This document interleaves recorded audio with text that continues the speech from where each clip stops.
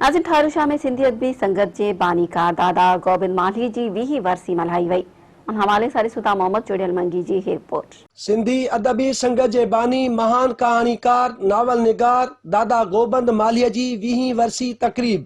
सिंधी अदबी संगत सिंध तरफा सिंधी अदबी संगत शाख ठारूशाह और नौशर फरोज के सहकार से संदस जन्म भूमि वाले शहर ठारूशाह के मेन हाई स्कूल ठारूशाह में मल्हाई वई।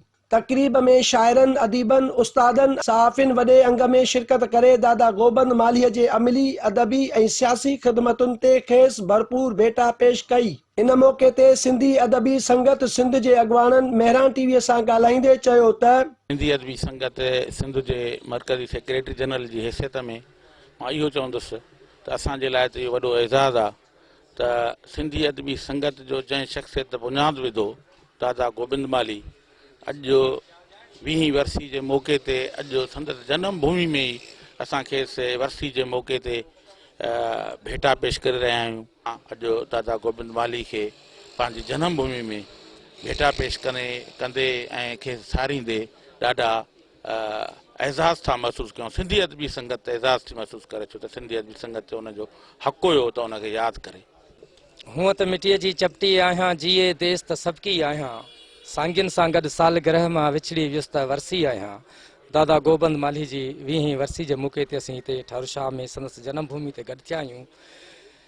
दादा गोबिंद माल्ही जूं जेके महिनतूं कावशूं जेके सिंधी अदब लाइ आहिनि उहे कॾहिं बि विसारे नथियूं सघजनि। असां खेसि अॼु हिन जे वरसी जे मौके ते खेसि जस था ॾियूं।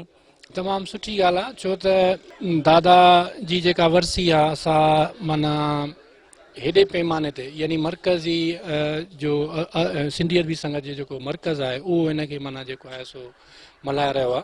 इहा तमामु सुठी ॻाल्हि आहे। इहा थियण त माना घणो वक़्तु अॻु में खां ईअं थियणु खपे आहे जेतिरो दादा गोबिंद जी जेका शख़्सियत आहे उहा का हिन ज़िले जी या कोन्हे उन जी शख़्सियत असांजे सिंध जे हवाले सां हेॾी सारी शख़्सियत आहे जंहिं सिंधी अदबी संगत जो बुनियादु रखियो।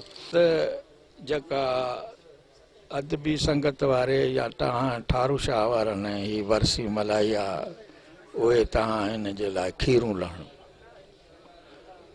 गोबिंद माल्ही हिकिड़ो किरदारु न हो ऐं गोबिंद माल्ही